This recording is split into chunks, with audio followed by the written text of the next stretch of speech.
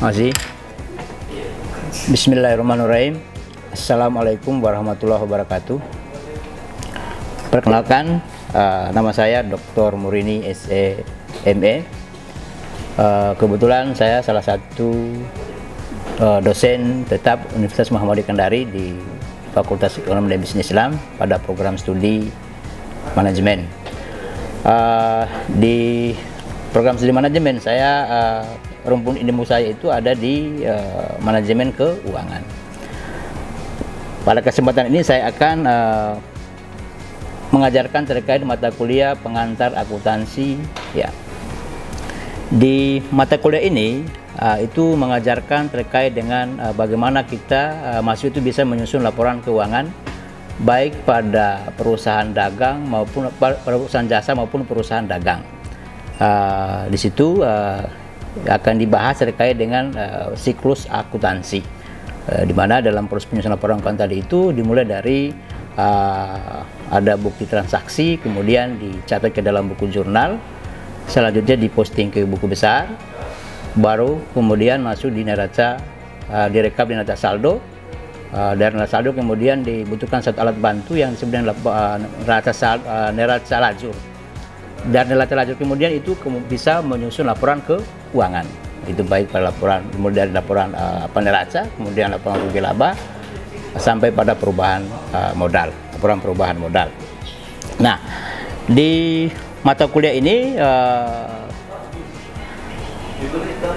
capaian pembelajarannya itu untuk prodi ada 4. Yang pertama itu adalah menunjukkan sikap bertanggung jawab atas pekerjaan di bidang keahliannya secara mandiri. Kemudian yang kedua, menguasai konsep teoritis dasar akuntansi yang dimanfaatkan untuk pengambilan keputusan manajemen. Yang ketiga itu mampu menunjukkan kinerja mandiri, bermutu dan terukur. Yang keempat, mampu menerapkan teori dan prinsip belajar untuk menyelesaikan masalah pembelajaran di bidang akuntansi. Nah, selanjutnya terkait dengan capaian pembelajaran mata kuliah, nah, itu untuk mata kuliah pengantar akuntansi. Yang pertama itu adalah mahasiswa mampu memahami akuntansi dan lingkungan bisnis.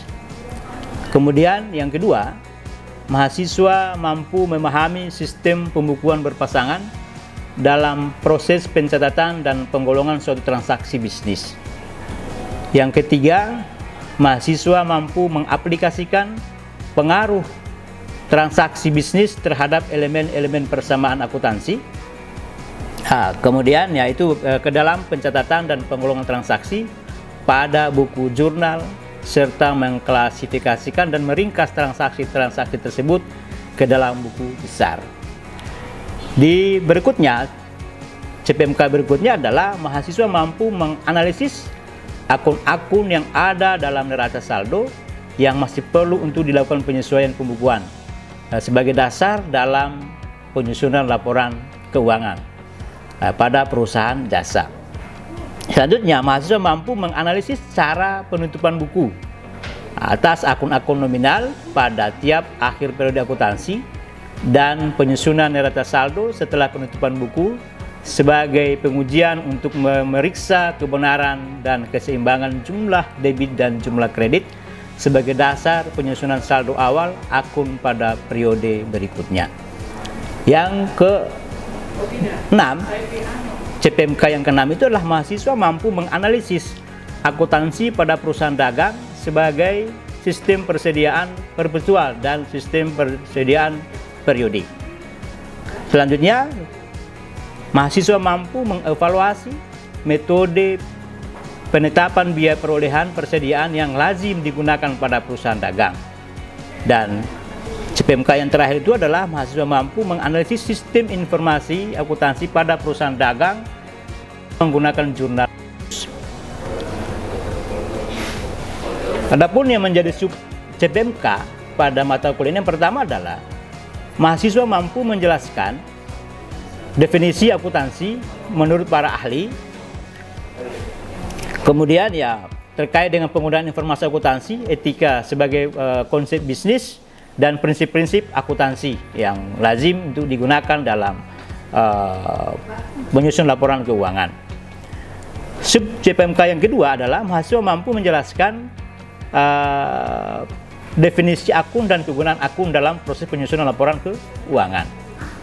Kemudian mahasiswa mampu menjelaskan definisi dan manfaat penggunaan jurnal.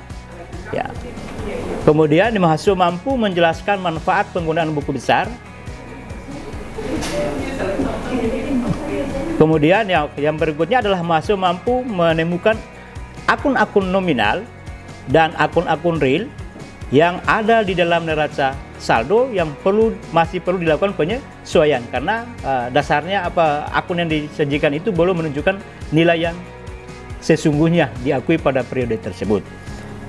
Kemudian sub CPMK yang berikutnya adalah mahasiswa mampu menjelaskan tujuan pemakaian daripada neraca lajur, kemudian sebagai alat pembantu dalam menyusun laporan keuangan. Yang berikutnya mahasiswa mampu menjelaskan pentingnya penutupan buku pada akun-akun nominal setiap akhir periode akuntansi pada perusahaan, baik itu pada perusahaan perseorangan, perusahaan perseroan, maupun perusahaan persekutuan. Kemudian yang berikutnya, mahasiswa mampu menjelaskan siklus operasi pada perusahaan dagang. Kemudian menganalisis dan mencatat transaksi pembelian dan penjualan barang dagangan pada perusahaan dagang, termasuk pada sistem persediaan perpetual sampai pada persediaan perpetual maupun pada perusahaan yang melakukan pencatatan menggunakan sistem periodik.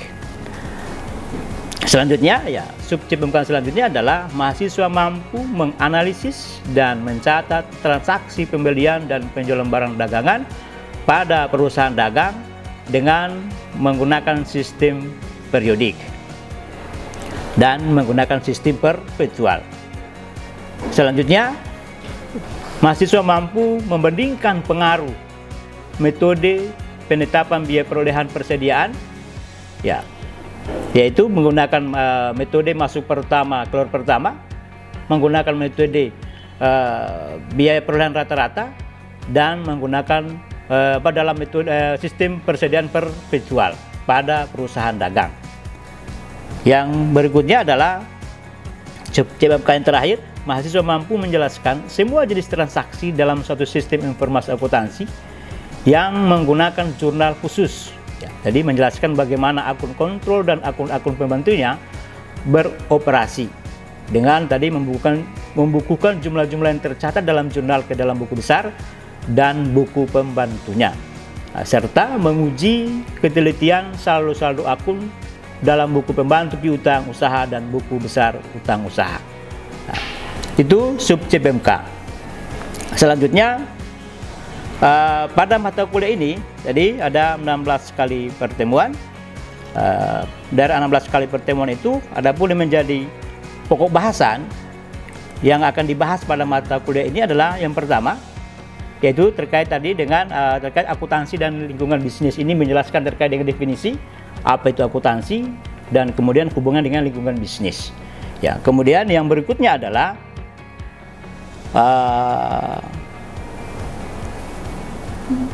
pokok bahasan berikutnya adalah sistem pembukuan berpasangan. Di mana sistem pembukuan berpasangan ini adalah merupakan salah satu metode yang memang hal yang paling mendasar untuk dalam penyusunan laporan keuangan. Kemudian yang berikutnya adalah jurnal dan posting. Jurnal itu merupakan alat untuk melakukan pencatatan transaksi secara kronologis atau berdasarkan waktu terjadinya, dengan ditunjukkan akun yang dicatat di sebelah debit dan akun yang dicatat sebelah kredit beserta dengan jumlah rupiahnya masing-masing.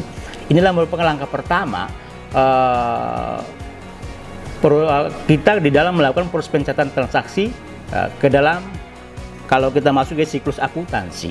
Itu tahapan yang pertama. Jadi melakukan semua pencatatan transaksi secara kronologis di dalam buku jurnal. Kemudian berikutnya lagi kita akan melakukan, setelah tadi kita pindahkan dari buku jurnal ke dalam buku besar, kita pindahkan untuk apa? Mengelompokkan akun-akun yang ada dalam buku jurnal ke dalam buku besar, supaya kita bisa mengetahui jumlah atau saldo di setiap akun. Selanjutnya, setelah itu baru kita akan melakukan meringkas kemana ke dalam neraca saldo. Semua saldo-saldo yang ada dalam buku besar kita ringkas menjadi satu yang disebut dengan neraca saldo. Setelah itu kemudian, setelah neraca saldo kita akan evaluasi kembali apakah saldo-saldo yang tergambar di dalam neraca saldo sudah menggambarkan nilai yang sesungguhnya diakui pada periode tersebut atau tidak. Ketika belum menggambarkan nilai sesungguhnya, ada beberapa akun yang belum menggambarkan nilai itu jumlah sesungguhnya, maka perlu dilakukan penyesuaian. Itu materi yang kita bicara tentang penyesuaian pembukuan untuk menyesuaikan akun-akun yang perlu dilakukan penyesuaian. Ya. Kemudian di dalam tadi akun-akun melakukan itu yang materi yang berikutnya terkait penyesuaian pembukuan. Selanjutnya bicara neraca lajur. Kan neraca lajur merupakan alat untuk mempermudah kita di dalam menyusun laporan keuangan. Jadi dengan neraca saldo kita akan diberikan kemudahan untuk mendeteksi ketika ada kesalahan di dalam melakukan proses penyusunan laporan keuangan. Tetapi dia tidak merupakan bagian dari siklus akuntansi. Nah, habis kita itu dari neraca lajur itu dasar kita membuat laporan keuangan. Setelah laporan keuangan selesai, kita akan melakukan penutupan buku dan penyesuaian kembali. Nah, itu materi berikutnya adalah masuk daripada akuntansi perusahaan dagang.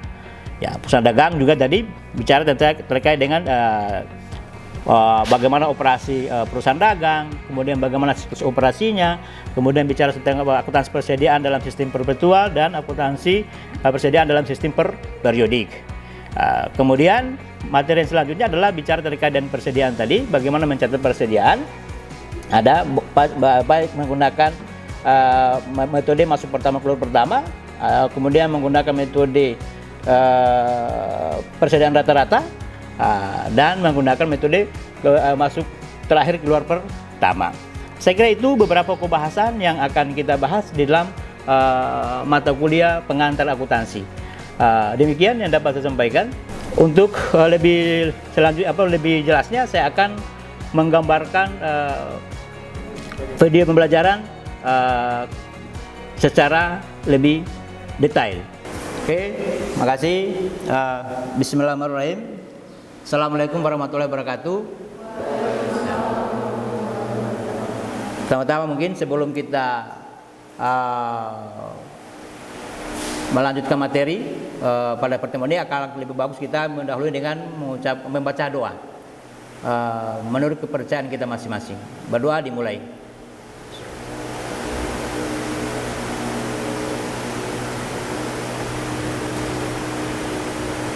Oke, doa selesai. Tadi mahasiswa yang kami banggakan, sebelum kita memulai materi ini terkait dengan buku jurnal, maka mungkin kita akan mencoba mereview materi yang sebelumnya, yaitu terkait dengan sistem pembukuan berpasangan. Ya, di mana masih ingat kan? Jadi pembukuan berpasangan itu merupakan sistem pembukuan untuk melakukan pencatatan dengan menunjukkan akun-akun yang dicatat di sebelah debit dan akun-akun dicatat sebelah kredit. Ya, itu kalau pembukuan berpasangan. Artinya bahwa setiap terjadinya transaksi itu dicatat minimal mempengaruhi dua akun yang dicatat sebelah debit dan akun yang dicatat sebelah kredit. Itu kalau pembukuan berpasangan. Kemudian dasarnya apa di dalam kita melakukan pencatatan? Kemarin sudah diajarkan juga terkait dengan ada sebuah aturan dasar di dalam melakukan proses pencatatan suatu transaksi. Tadi aturan tadi menjelaskan terkait dengan pada saat kapan aset dan beban dicatat di sebelah debit, dan pada saat kapan aset dan beban itu dicatat sebelah kredit. Itu saya kira kemarin sudah dijelaskan ya. Di mana aset dan beban dicatat sebelah debit ketika dia terjadi penambahan. Begitu pula sebaliknya, kalau terjadi pengurangan maka dicatat sebelah kredit. Nah, begitu pula kalau bicara terkait dengan aset, utang, akun utang, modal dan pendapatan, itu kita akan mencatatnya di sebelah kredit ketika akun tersebut mengalami penambahan. Begitu pula sebaliknya, ketika ada terjadi pengurangan, ketika ada transaksi tersebut mempengaruhi, ketika akun tersebut, akun pendapatan, akun modal dan akun utang dia berkurang, maka itu dicatat di sebelah debit. Itu aturan dasar. Nah, kemudian kenapa ini menjadi penting? Karena ada kaitannya dengan materi yang akan kita bahas sekarang, yaitu terkait dengan jurnal. Oke. Nah, sekarang apa itu jurnal? Jurnal itu merupakan alat untuk mencatat transaksi secara kronologis, ya, berdasarkan waktu terjadinya. Yaitu kemudian dengan dimana setiap terjadi transaksi harus dicatat. Akun-akun apa yang mempengaruhi dari transaksi tersebut? Berarti ada yang akan dicatat di sebelah debit dan ada akun yang dicatat di sebelah kredit, beserta dengan jumlah rupiahnya masing-masing. Nah, itulah buku jurnal. Kemudian apa manfaat dari jurnal itu sendiri? Ada beberapa manfaat yang kita terkait dengan buku jurnal. Yang pertama adalah jurnal merupakan alat tadi untuk mencatat transaksi, kemudian yang dapat menggambarkan pos-pos yang terpengaruh, ya, pos-pos yang terpengaruh oleh suatu transaksi. Di situ bicara apa? Terkait dengan pendebitan dan pengkreditan. Kemudian yang kedua, manfaat yang kedua adalah jurnal merupakan alat pencatatan yang memberikan gambaran secara kronologis, ya, menurut waktu terjadinya, sehingga dapat memberi gambaran yang lengkap tentang transaksi perusahaan berdasarkan waktu terjadinya. Kemudian yang ketiga, jurnal juga dapat tadi kalau kita bicara secara detail, ada jurnal ada dua, ada jurnal umum dan ada jurnal khusus. Ya, itu akan dibedah nanti di materi. Kalau jurnal umum kita akan bedah sekarang. Kalau jurnal khusus akan dibedah di materi pasca MIT, yaitu bicara terkait dengan perusahaan dagang. Kenapa perusahaan dagang harus ada jurnal khusus? Ya, karena ini pertimbangannya efisiensi. Nanti detailnya akan dibahas di materi di pasca MIT. Selanjutnya, manfaat yang berikutnya adalah jurnal itu menyediakan ruang yang cukup untuk keterangan transaksi. Kenapa? Karena di dalam buku besar, ya, buku besar kan ada dua model. Ada menggunakan model dalam bentuk T, ada yang menggunakan model neraca saldo berjalan. Kalau menggunakan buku besar saldo berjalan, maka itu pasti ada keterangannya. Tapi kalau menggunakan dalam bentuk T, maka tidak ada kolom yang bisa dijadikan dasar untuk mencatat keterangan transaksi. Maka itu kemudian dicatat gimana? Itu pentingnya keterangan yang ada di buku jurnal. Itu manfaat yang sangat mendasar. Selanjutnya adalah pentingnya bukunya. Pertama kali ketika ada transaksi tersebut langsung dicatat ke dalam buku besar tanpa melalui buku jurnal, maka ketika ada kesalahan maka sulit untuk diketahui, akan ditemukan di mana letak kesalahannya. Itulah manfaat kenapa harus ada buku jurnal. Selanjutnya, ini merupakan bentuk jurnal umum. Ya, di jurnal umum ada beberapa kolom. Kolom yang pertama, mungkin kolom yang pertama itu kolom tanggal. Ya, kolom tanggal ini untuk apa? Mengisi tahun pertama itu apa? Di kolom tanggal terjadi ada dua kolom. Yang pertama itu pada kolom yang besar ini merupakan kolom untuk mengisi tahun terjadinya transaksi. Ya. Jadi contoh tahun berapa nih? Tahun 2025.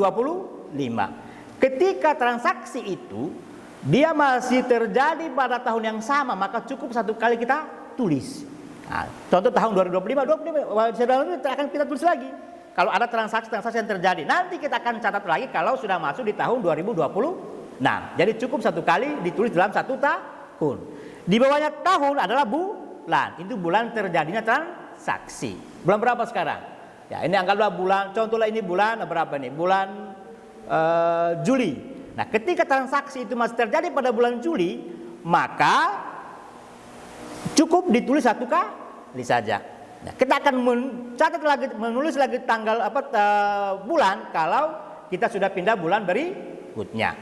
Selanjutnya kolom yang ini paling kecil, ini kolom untuk mengisi tanggal setiap terjadinya transaksi. Ya, kalau pada tanggal itu tidak terjadi transaksi, jangan ditulis. Bagaimana kalau dalam satu hari itu terjadi lebih dari satu transaksi? Maka setiap intinya ditulis lebih dari satu. Oke. Kemudian ada kolom nama akun dan keterangan. Itu menunjukkan tadi apa? Ini pengaruh dari transaksi tersebut. Contoh apa? Terjadi apa nih? Pemilik usaha menginvestasikan dananya ke tempat usahanya. Ya. Berupa apa? Uang tunai sebanyak 100 juta. Berarti di situ akun apa mempengaruhi? Tadi kita terima uang. Kalau terima uang berarti perusahaan apa? Menerima kas. Sehingga akun apa yang mempengaruhi tadi itu? atau akun aset berupa kas. Maka kas, nama akun apa? Kas sebesar berapa? Di debit sebesar 100 juta. Terus ini kas debit 100 juta. Kemudian kas itu diperoleh dari mana? Kas itu diperoleh dari pemilik usaha. Maka kalau kita menerima uang dari pemilik usaha untuk diinvestasikan, maka itu yang disebut dengan modal. Berarti modal usaha itu bertambah atau berkurang? Modal bertambah. Jadi kalau modal bertambah di sebelah mana? Sebelah kredit. Itulah dasarnya. Maka kemudian 100 juta tulis lagi sini, sebelah kredit. Kemudian apa keterangan? Keterangan itu apa? Menjelaskan terkait dengan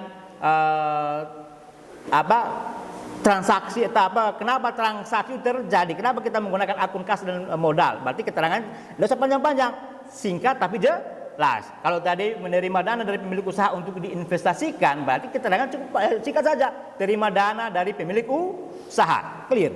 Kenapa? Karena ya kita sadar kita manusia biasa, tidak luput dari kehilafan dan kesalahan. Mungkin saat itu pada saat kita melakukan pencatatan terjadi kesalahan, mungkin lagi kurang mood. Maka kemudian ketika nanti ada kesalahan, setelah kita mau masuk laporan keuangan ternyata tidak seimbang atau karena salah melakukan pencatatan, salah menentukan akun dalam mempengaruhi transaksi tersebut, keterangan itulah yang mengingatkan kita. Itulah pentingnya keterangan. Kemudian kolom apa? Kolom nomor akun. Inilah kolom untuk apa? Mengisi apa gini? Kolom ini apalagi kita sudah menggunakan apa ini? Sekarang menggunakan aplikasi, nomor akun menjadi hal yang sangat mendasar. Itu menjadi hal yang sangat mendasar. Kenapa? Karena kalau dari aplikasi nanti itu nomor akun menjadi sesuatu yang sangat penting. Apa yang disyaratkan dalam akuntansi? Akuntansi mensyaratkan bahwa setiap satu akun maka dibuatkan satu nomor akun. Itu satu akun dibuatkan satu nomor akun. Ya, karena kenapa? Ketika satu nomor akun digunakan lebih dari satu akun, maka yang terbaca di sistem hanya satu akun. Nah itu, jadi bagaimana cara penomorannya? Penomorannya sangat sederhana. Nah, mungkin kita bisa menggunakan biasa itu menggunakan angka, ya kan? Nah dari mana prosesnya bagaimana? Kita mulai dari apa? Akun aset. Habis aset, baru aset juga dibagi dua. Ada aset lancar dan ada aset tetap. Ya lancar dulu, kas dan seterusnya, kas, piutang, persediaan dan seterusnya, baru masuk di aset tetap. Nah, setelah itu baru masuk lagi utang mulai dari mana? Utang dagang, kemudian utang bank dan seterusnya. Masuk lagi modal, habis modal baru pendapatan, terakhir beban. Itu proses penomorannya. Nah, kalau contoh kas kita nomor berapa? Anggap nomor 10, maka selanjutnya akan nomor 10 terus 10 itu tidak bisa digunakan lagi akun yang lain. Ya, itu proses penomoran akun. Oke, saya kira itu ini tadi saya kira sudah dijelaskan ya. Ya, sudah. Silakan, itu mungkin penjelasan secara singkat terkait dengan proses pencatatan transaksi ke dalam buku jurnal. Selanjutnya ada yang mau ditanyakan? Atau kalau masuk ke studi kasus boleh? Atau mungkin ini sebelum kita masuk studi kasus bisa ditanyakan dulu, ada hal yang mau ditanyakan, silakan.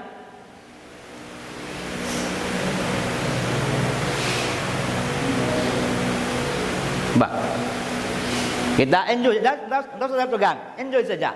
Ayo, yang kita di sini belajar itu harus kita jangan tegang, kita santai aja. Apalagi belajar akuntansi, kita harus santai. Karena kalau kita tegang, pada akhirnya kita akan sulit memahaminya. Ayo, siapa? Ya, silakan. Ya. Baik, pertanyaan saya terkait penjelasan Bapak tadi. Terkait dengan pencatatan transaksi atau jurnal. Nah, pertanyaan saya, apa dasar kita dalam melakukan pencatatan transaksi? Apakah ada alasan lain selain kita melakukan pencatatan terhadap transaksi yang kita lakukan selain untuk nantinya akan dilaporkan untuk perubahan modal atau kas daripada perusahaan itu sendiri? Sekian. Oke, makasih. Jadi terkait dengan dasar kita melakukan pencatatan suatu transaksi. Jadi gini, sekarang kalau kita sering kan nonton di media, banyak orang masuk penjara itu gara-gara tidak bisa membuktikan sesuatu atas apa yang sudah dia laporkan, kan gitu ya. Ya, sehingga saya ingatkan kepada adik-adik semua, nanti kalau sudah menjadi salah satu tenaga accounting di suatu perusahaan atau di manapun, di pemerintahan ataupun di swasta, hati-hati di dalam melakukan pencatatan suatu transaksi. Suatu transaksi, apakah semua transaksi yang terjadi di dalam suatu organisasi, apakah organisasi tadi dalam bentuk berorientasi profit atau non profit, semua dicatat? Jawabannya adalah tidak. Yang mana harus dicatat? Yang disertai di bukti transaksi. Ketika transaksi tanpa didasari dengan bukti, maka jangan pernah dicatat. Kenapa? Karena kapan terjadi masalah, Anda yang catat akan menjadi yang akan dijadikan dimintai pertanggungjawabannya. Sehingga di dalam sekali lagi saya katakan, di dalam melakukan pencatatan harus didasarkan pada bukti transaksi. Oke. Kemudian kenapa harus dicatat? Karena pertimbangannya satu. Sekarang orang kalau kita dalam satu perusahaan kita pasti akan melakukan bermitra dan siapapun, ya kan? Nah, sekarang orang itu lebih siapapun dia pasti akan lebih percaya suatu laporan yang sifatnya tertulis daripada yang sifatnya lisan. Ya. Kenapa? Karena kalau tertulis disertai di buktinya, dan kalau lisan itu kan subjektif. Orang bisa percaya dan bisa tidak. Supaya dia percaya maka harus ditulis. Itu transaksi tadi harus ditulis atau dicatat ke mana? Ke dalam tadi buku jurnal. Ya, dengan jurnal. Kenapa? Harus melalui jurnal, karena itu siklusnya. Ya, dicatat sekedar buku jurnal, kemudian dasarnya adalah bukti ya. Dari bukti kemudian sekedar buku jurnal, kalau di buku jurnal masuk ke buku besar neraca saldo, kemudian alat bantu neraca lajur sampai ke laporan keuangan. Laporan keuangan tadi yang menjadikan informasi. Ya, karena kenapa? Kalau tadi bicara transaksi yang didasarkan pada bukti, itu kan hanya sebuah data. Ya, data apa tadi? Berupa buktinya. Bisa kwitansi, bisa faktur, atau bisa struk kan? Itu data. Data tadi untuk apa? Menjadi dasar kita untuk melakukan pencatatan transaksi. Apa tujuannya? Menghasilkan informasi. Informasi apa? Informasi keuangan yang ada di suatu organisasi atau di perusahaan. Tujuannya untuk apa? Dengan ada informasi itu maka kita bisa mengevaluasi apa yang sudah kita lakukan di masa lalu. Sekaligus sebagai apa? Wujud pertanggungjawaban kita kepada siapa? Ya, kepada pemilik perusahaan. Ya. Kemudian apalagi sebagai bahan kita untuk melakukan tadi evaluasi untuk apa? Untuk membuat perencanaan kita di masa yang akan datang. Itulah intinya kenapa kita perlu melakukan suatu pencatatan suatu transaksi. Ya, saya kira itu. Ya, bagaimana bisa dipahami? Oke. Saya kira itu materi kita hari ini. Semoga ini bisa bermanfaat bagi adik-adik mahasiswa semua. Ya, apalagi nanti ini bicara terkait dengan mata kuliah pengantar akuntansi. Ini merupakan mata kuliah dasar untuk di mata kuliah selanjutnya. Apalagi nanti kalau mau ambil mata kuliah manajemen keuangan, dasarnya di pengantar akuntansi ini. Nah, saya kira itu materi kita. Sebelum kita tutup, mungkin kita berdoa dulu agar apa materi yang kita dapatkan hari ini bisa bermanfaat untuk kita semua. Ya, berdoa dimulai.